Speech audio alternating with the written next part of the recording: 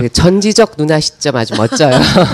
객관적 시점을 견지하고 계신 작가로서의 시점을 보여주셨어요. 예. 네. 그 조금 전에 영상에서 나왔습니다만 우리 저 유시춘 선생님 별명 있잖아요.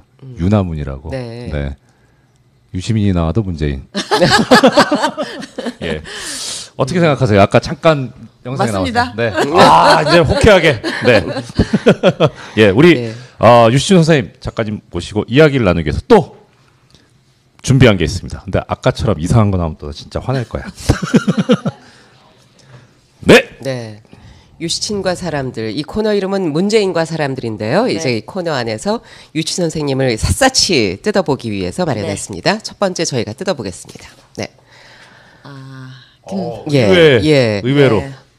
두 번째 오늘 등장하셨습니다. 네. 김대중 전 대통령께서 자서전도 집필하시고 네, 여러 자서전 가지 쓰는 걸 도와드렸습니다. 네, 예. 어떤 인연이 있으세요? 인연은 아주 오래됐고요. 네. 본격적인 인연은 87년 6월 민주항쟁 이후에 치루어진 13대 대통령 선거 때요. 제가 MBC에서 찬조연설 했습니다. 그 당시 찬조연설의 시조셨군요. 네. 예. 그래서 본격적인 인연이 이루어졌고요. 그다음 그 뒤로는 그 김대중 납치 사건이 여전히 진상이 밝혀지지 않은 상태로 있어서 그 한국과 일본에 있는 지식인들 한 50여 분이 김대중 납치 사건 진상 규명을 위한 시민의 모임을 하면서 경연제로 한 번은 서울에서 한 번은 도쿄에서 그 세미나도 하고 그랬는데 그때 제가 이제 한승환 변호사 한명숙 뒤에 다 총리가 되고 네, 뭐 감사원장이 네. 되셨습니다만 그분들하고 같이 그런 활동도 했었고요. 하여튼 뭐 밖에서 늘 그리워하고 도와드리는 그런 분이시죠. 예. 네, 제가 혹시 그 당시에 그 찬조연설로서 내가 이 DJ가 왜 대통령이 됐으면 좋겠다라고 얘기하셨던 거 혹시 기억나세요? 네, 기억납니다. 네. 우선 평화주의자고요. 대화의 힘을 굉장히 신봉하시고요. 네. 그 제가 본 김대중 대통령은 누구보다도 여성적인 심성을 가지신 분이세요. 그러니까 군사 독재 정권이 한 반세기 동안 유포한 거짓말, 과격하고 사상이 불온하다는 거는 제가 볼 때는 당군 일의 최대 거짓말이에요. 평화주의적이고 심성이 여성적이시고요. 꽃과 새를 좋아하시고 그리고 무엇보다도 그 옥중에서 쓴 편지를 보면은 저는 수트를 보는 것 같아요. 수트. 네, 한 땀 한 땀 술을 넣듯이 수트. 예, 그 일주일에 한 번 허용된 봉합엽서에 원고지 거의 100매를 써넣는 그런 수트를 보는 그 사회학에서 굉장히 양성적인 인간을 온전한 인간의 형태로 보는데 굉장히 일상생활에서는 여성적인 심성과 자세를 가지고 계시되 또 이 가치와 지향은 매우 올곧고 강인한 그런 남성적인 어떤 면모를 가진 양성적 인간, 보기 드문 양성적 인간이 아닌가 싶습니다. 지금의 문재인 후보와도 그 통하는 부분이 꽤 예, 많죠. 상당히 그런 평화주의자, 점에서 대화를 중요시하고 네. 양성적인 면이 있으시죠. 네. 약자적인 감성 같은 굉장히 두 것들. 분이 그런 예. 심성의 면에서는 닮은 점이 많다고 봅니다. 네. 예. 자, 두 번째 두 인물을 번째 한번 인물. 뽑아볼까요? 네. 네. 노무현 전 대통령. 네. 그 앞서 김대중 대통령님이 인격적으로나 삶의 궤적으로 보나 존경하는 분이라면 노무현 대통령은 매력적인 남성이세요. 더 점수가 후하신 거죠? 여성의 입장에서는 저 같으면 그럴 것 같은데. 그리고 그 제가 처음 마주친 것은 6월 민주항쟁을 이끌었던 국보원의 저는 중앙에 있었고요. 중앙의 상임집행위원이었고 노무현 대통령은 부산국보원의 상임집행위원장이셨어요. 네. 6월 민주항쟁 끝나고 노동자 대투쟁이 7, 8월에 일어났을 때 감옥에 갇히셨잖아요. 그때 현재 최민희 의원하고 둘이 최민희 의원은 그때 언협 간사였고 네. 저는 민가협 총무였고요. 그래서 둘이 같이 면회 가서 마산교도소 그 쇠창살을 가운데 두고 처음 봤습니다. 더 애틋하셨겠군요. 네, 근데 애틋하지는 않았고요. 시커먼 머리가 더벅머리 같았고 꼭 그 모내기를 하다가 금방 논뚝으로 눈뜨개서 뚜벅뚜벅 걸어 나오는 어떤 장면을 보는 것 같았고요. 누가 봐도 변호사 얼굴은 아니었어요. 상남자 얼굴. 네. 그래서 근데 이제 처음 마주쳤을 때 그 건너오던 막강 포스 그런 거 잊을 수가 없습니다. 굉장히 어떻게 여성으로서 볼 때는 매력적인 남성으로 느껴졌어요. 그러니까 역시 글을 쓰시고 작가셔서 그 어떤 한순간 한순간의 기억들이 이게 샷처럼 남아있어요. 네, 아주 그걸 표현을 깊게 해주시네요. 각인이 되어 있습니다. 예. 예, 잠시 안내 말씀드리겠습니다. 네. 약간 또 지금 유튜브가 이상한 듯 싶은데요. 가급적 페이스북 쪽으로 옮기셔서 좀 봐주셨으면 하고, 컴퓨터에서는 지금 유튜브가 잘 돌아가고 있습니다. 유튜브로 시청하실 분들께서는 컴퓨터를 통해서 봐주시고요. 그리고 페이스북 폰을 특히 안드로이드 폰 쓰시는 분들께서는 페이스북 쪽으로 봐주시면 좋을 것 같습니다. 네, 저희가 예. 보시는 상태를 자꾸만 좀 불편하게 해드려서 죄송한 마음 그지 없습니다. 네. 자, 그 사이에 계속해서- 세 번째. 네, 세 번째 인물. 네. 심상정. 심상정 의원이요. 나오는데요. 이 심상정 이분은 제가 음. 참 기억하면 고통스럽습니다.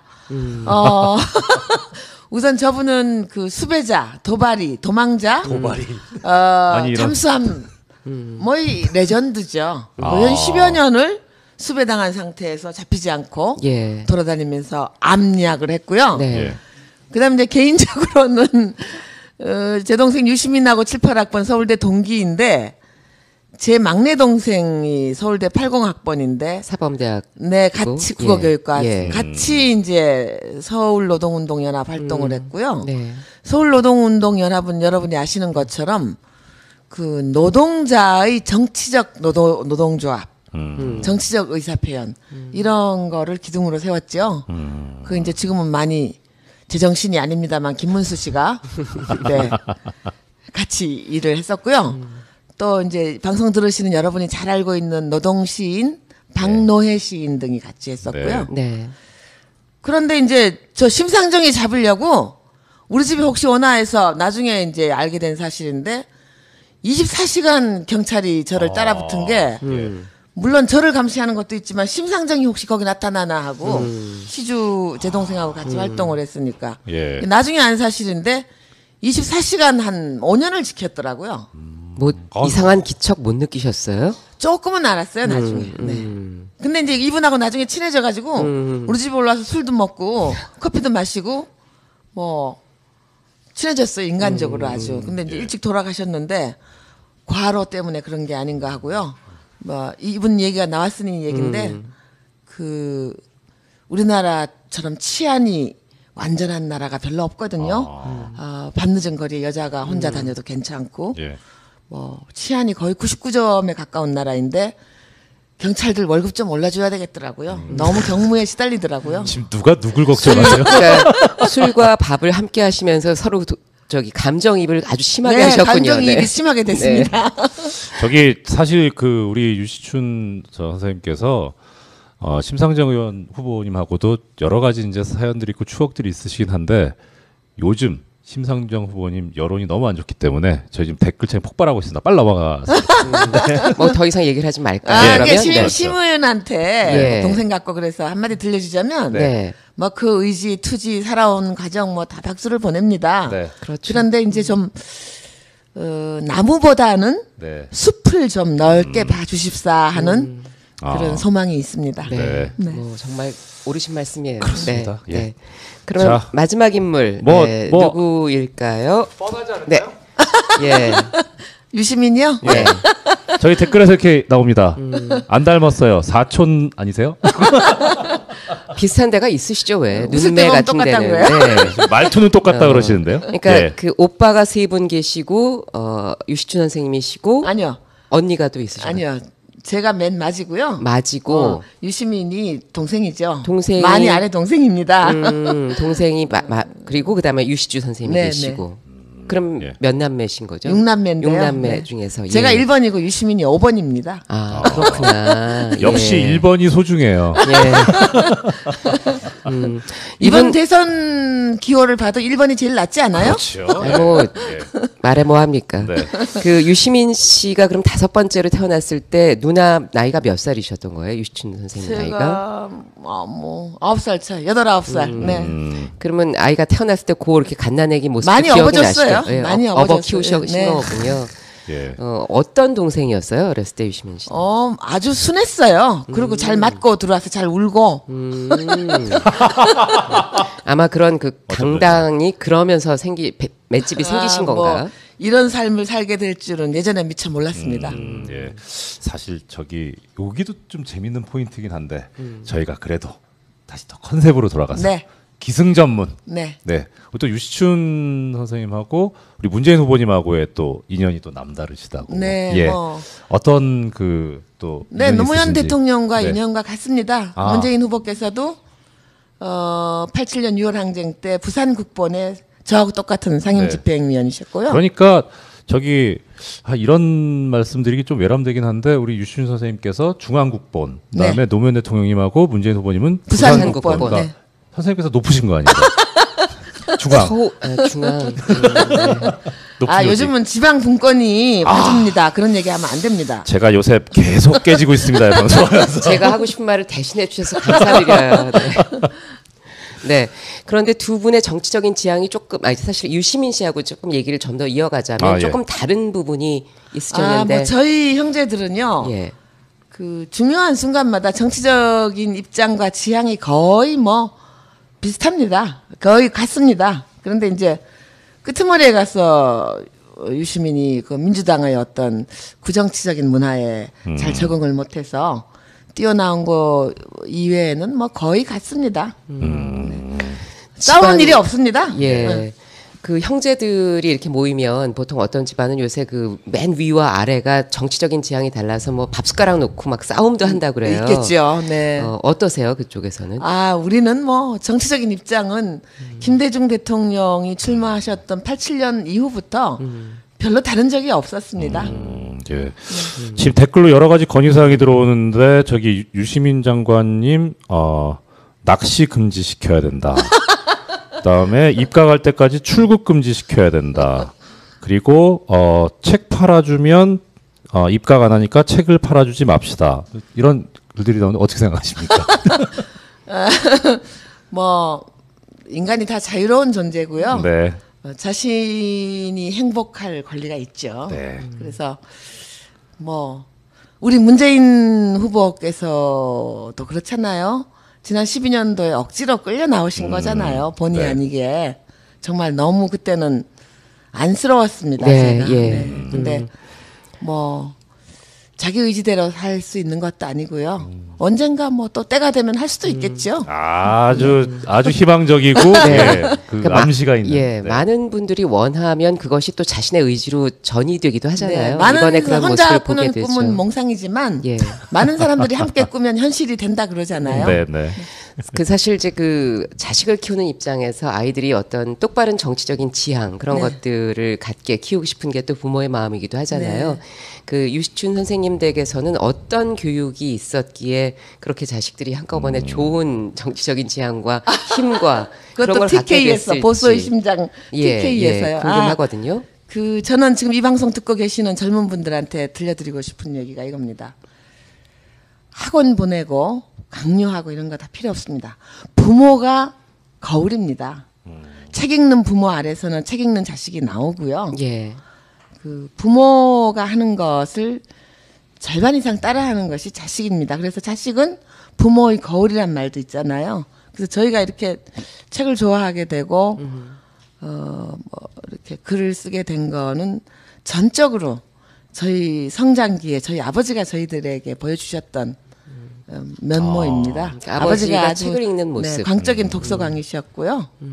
그리고 저희들한테 늘 책을 읽으라고 권하셨고 심지어는 아주 대책 없는 이상주의자셨어요.